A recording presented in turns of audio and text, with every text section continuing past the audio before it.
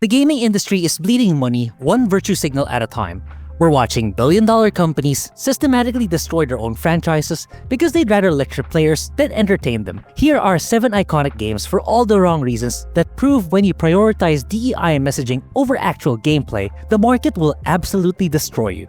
We're ranking these commercial disasters from subtle sabotage to complete creative meltdown. Each level shows how deeper you go down the woke rabbit hole, the harder your sales numbers crash. By the end, you'll see exactly why some of gaming's biggest studios are now laying off hundreds of employees after betting everything on virtue signaling instead of making games people actually want to play. Fuck it! Hello, old friend. Let's start with the most subtle level where things seemed innocent enough on the surface. Battlefield 5 launched in 2018 with what DICE called historical authenticity for World War II. Except they decided authentic meant putting women in frontline combat roles where they historically weren't. The reveal trailer showed a British woman with a prosthetic arm fighting on the front lines, wielding a cricket bat like some steampunk fantasy. When longtime fans pointed out this wasn't historically accurate for a game series built on military realism, DICE's chief creative officer told them they were uneducated and should accept it or don't buy the game. Well, fans took that advice. Battlefield 5 sold 7.3 million units against EA's projected 8.3 million. That million-unit shortfall cost EA serious money and damaged the franchise's reputation. The game never recovered its player base, and EA had to slash the price within months of launch. This was just level 1 because the DEI elements were still relatively surface level. The core gameplay remained solid, but the historical revisionism and developer arrogance gave us the first taste of what happens when studios prioritize messaging over their audience's expectations. Joel, please get up!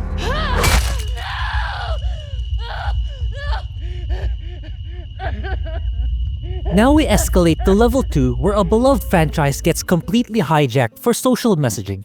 The Last of Us Part 2 took one of gaming's most cherished series and turned it into a lecture about toxic masculinity and revenge cycles. Naughty Dog assassinated Joel's character in the most disrespectful way possible, not for good storytelling, but to make room for their new agenda. They wanted to deconstruct the traditional masculine hero archetype, so they had Joel act completely out of character, trusting strangers and lowering his guard after surviving 20 years in a post-apocalyptic world. Then there's Abby, the muscular female protagonist whose physique became a massive controversy. In a world where food is scarce and survival is the daily priority, somehow this character maintains the body of a professional bodybuilder. When fans questioned the realism, Naughty Dog doubled down, claiming anyone who criticized Abby's design was just sexist. Sales numbers tell the real story. Sure, The Last of Us Part 2 had strong initial sales due to the first game's reputation, but player engagement dropped off a cliff. The completion rate was significantly lower than the original, and the community split was unprecedented for a PlayStation exclusive. Review bombing became so severe that Metacritic had to change their policies. This wasn't just trolling, it was genuine fans expressing their disappointment at seeing their favorite characters and world sacrificed for political messaging. The game won awards from industry critics who praised its progressive themes, but the actual players who spent $60 felt betrayed. Naughty Dog's response was telling. Instead of listening to fan criticism, they went into full defensive mode, dismissing negative feedback as harassment while promoting the positive reviews that aligned with their political goals.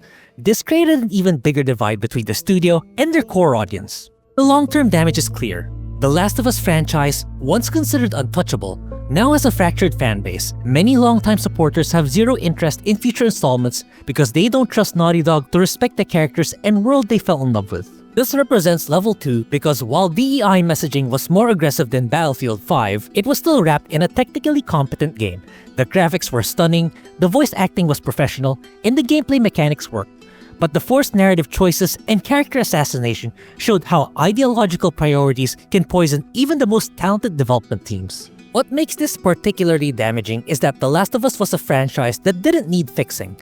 The original game already had strong female characters, diverse representation, and mature themes. But that wasn't enough for the activists at Naughty Dog who wanted to use their platform to send specific political messages about masculinity and violence. The result was a game that satisfied critics and activists, but left many paying customers feeling manipulated and disrespected. When you prioritize sending messages over serving your audience, even technical excellence can't save you from commercial disappointment and long-term franchise damage. We're really good at what we do. We call ourselves the Saints.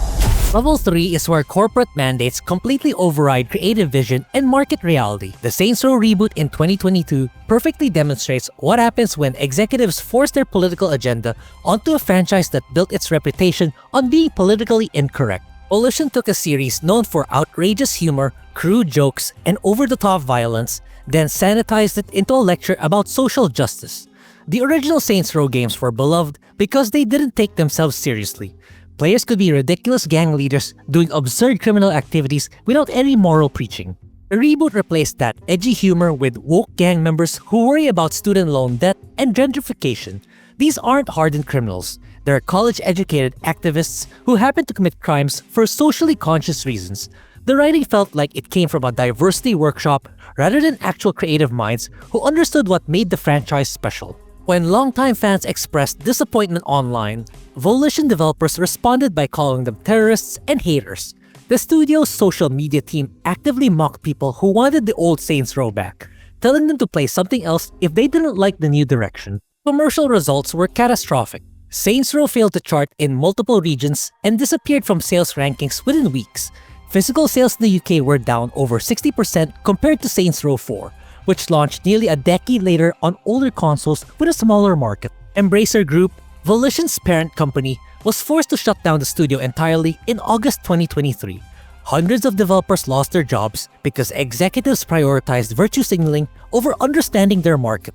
This wasn't just a disappointing game, it was a complete business failure that killed a historic studio.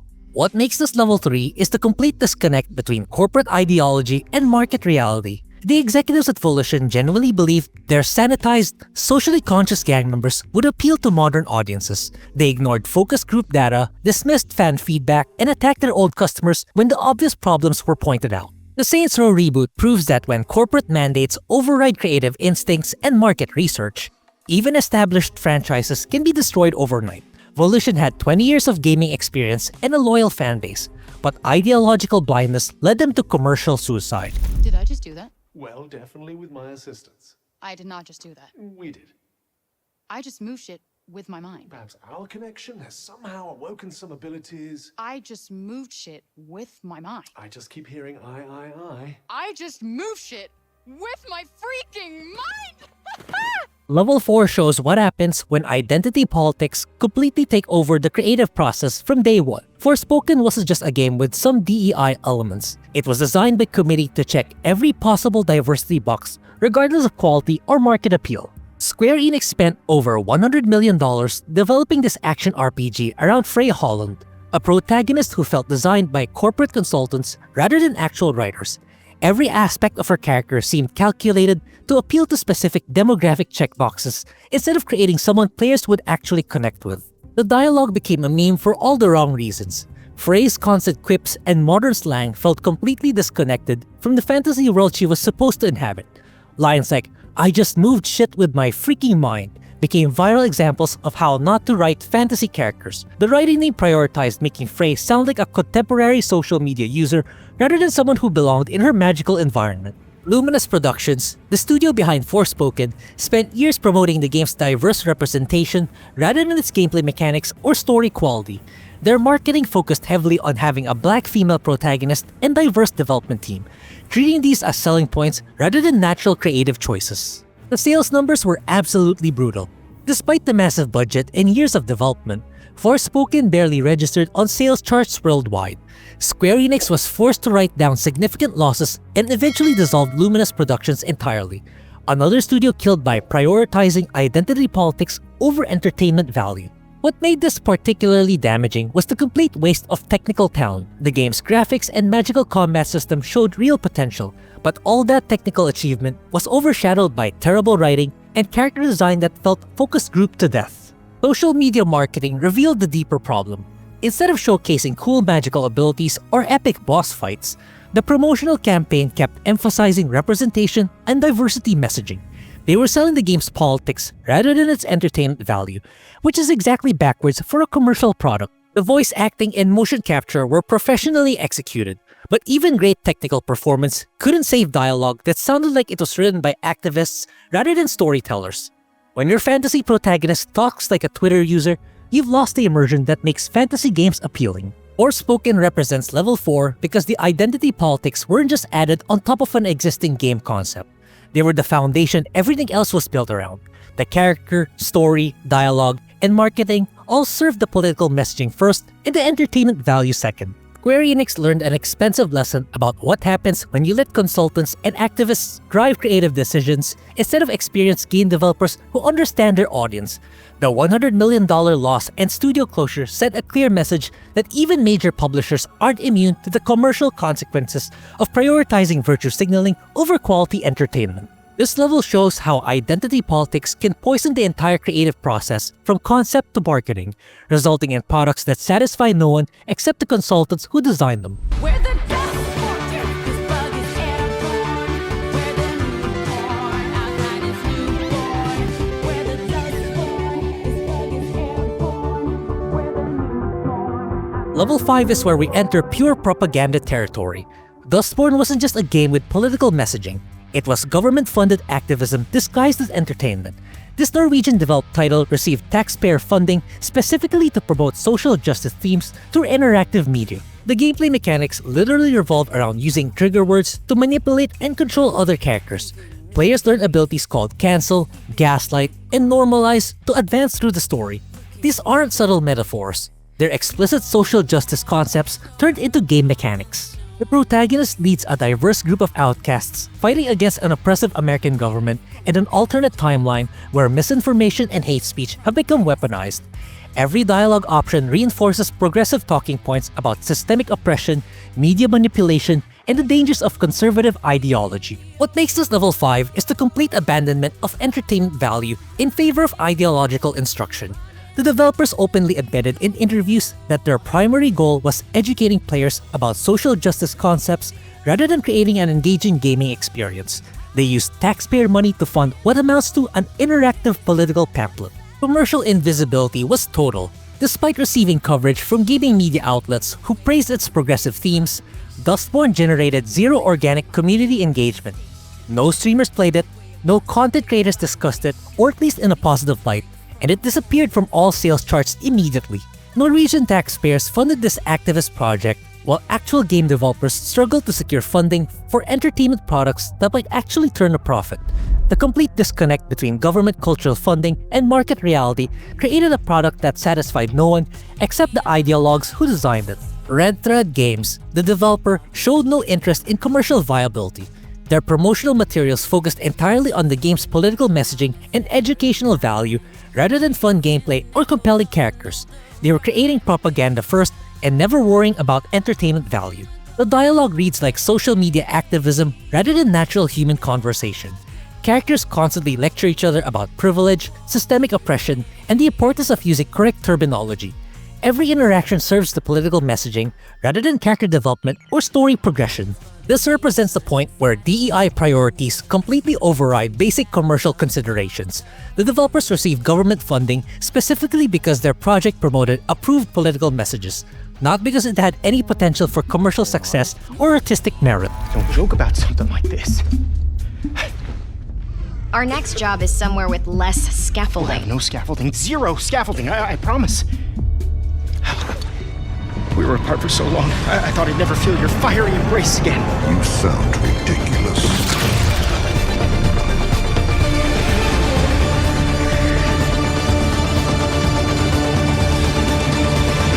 Level 6 demonstrates what happens when a major corporation bets everything on DEI principles and loses spectacularly. Sony invested an estimated $400 million in Concord, their attempt at creating a diverse hero shooter that would compete with Overwatch and Valorant. Firewalk Studios designed every character around representation rather than visual appeal or gameplay function. The roster looked like it was created by a diversity committee rather than artists who understand what makes characters memorable and marketable. Players immediately noticed the bland, uninspiring designs that prioritized inclusivity over aesthetic appeal. The character reveal trailers became memes for all the wrong reasons. Instead of showcasing cool abilities or interesting personalities, the marketing focused on pronouns, diverse backgrounds, and inclusive representation. They were selling the politics of their character roster rather than the gameplay experience.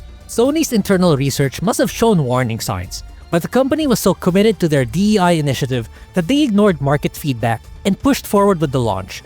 The result was the fastest game shutdown in PlayStation history, lasting only 2 weeks before Sony pulled it from stores entirely. The commercial disaster was unprecedented. After spending 8 years in development and hundreds of millions in investment, Concord peaked at under 700 concurrent players on Steam. Free-to-play competitors were pulling millions of daily users, while Sony's premium product couldn't maintain a 4-digit player count. Firewalk Studios was shut down completely within months of the game's failure. Hundreds of developers lost their jobs because Sony executives prioritized ideological goals over market research and player preferences.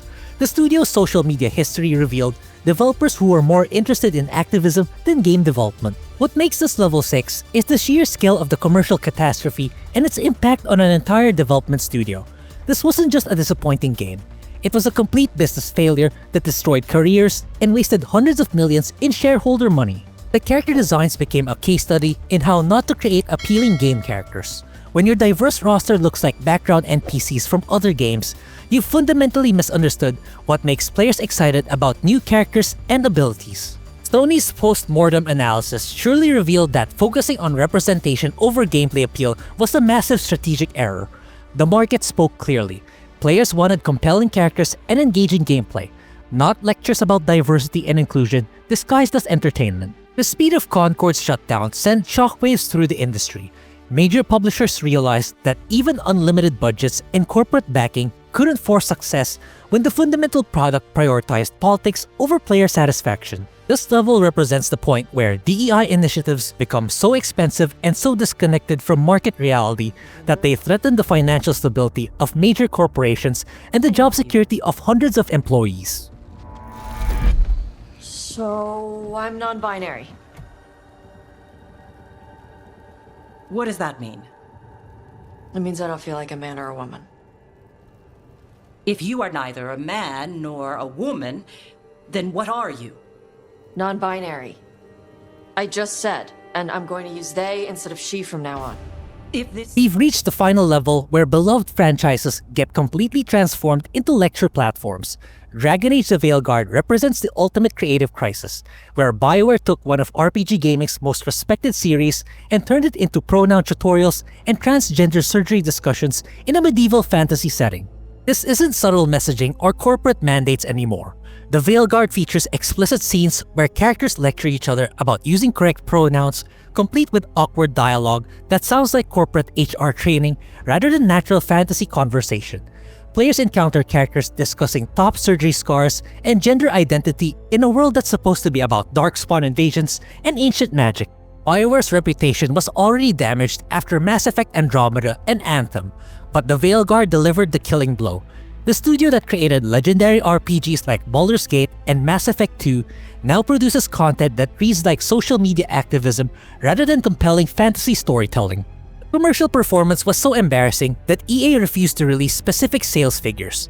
Industry analysts estimate the game sold significantly below projections, leading to immediate layoffs and internal restructuring at BioWare. When a major publisher won't even announce their sales numbers, you know the results were catastrophic. What makes this level 7 is how completely the franchise identity was sacrificed for ideological messaging. Previous Dragon Age games dealt with mature themes through the lens of fantasy storytelling. The Veilguard abandons that approach entirely, breaking immersion with modern political concepts that have no place in a medieval fantasy world. The fan community exodus has been unprecedented. Dragon Age forums that were active for over a decade are now ghost towns. Longtime series supporters openly discuss moving to independent developers who prioritize storytelling over activism. BioWare lost the trust of their core audience in exchange for praise from gaming journalists who don't actually buy games. The dialogue became viral for its cringe factor rather than memorable quotes. Characters apologize for misgendering party members and discuss the importance of inclusive language while demons are literally invading the world.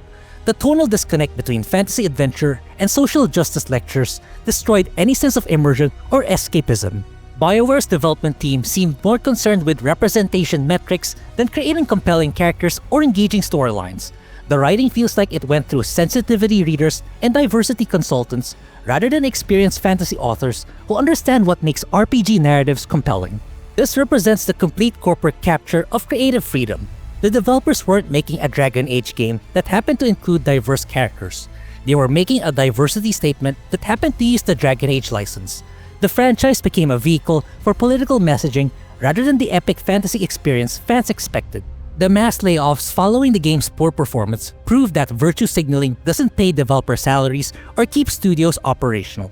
BioWare's remaining staff now face an uncertain future because their leadership prioritized activist approval over commercial viability and fan satisfaction. The market has spoken, and virtue signaling doesn't pay the bills. These 7 levels prove that when game developers prioritize DEI messaging over entertainment value, they're gambling with their careers and their company's futures. From Battlefield 5's subtle historical revisionism to Dragon Age's explicit pronoun lectures, we've watched the gaming industry learn expensive lessons about what happens when activism replaces artistry. Studios have closed, franchises have died, and hundreds of developers have lost their jobs because executives chose virtue signaling over understanding their paying customers. The pattern is undeniable. The more aggressively games push political messaging, the harder their sales numbers crash. Players vote with their wallets, and they're consistently choosing entertainment over education, escapism over activism. Gaming is a business first and foremost. When studios forget their primary job is satisfying customers who spend $60 on entertainment, they risk irrelevancy and closure. The companies succeeding right now are the ones focusing on gameplay, story quality, and player satisfaction rather than checking diversity boxes. Let me know what you think about these industry disasters in the comments below. Thank you for watching, and if you enjoyed the content, do consider subscribing, and I will see you next time.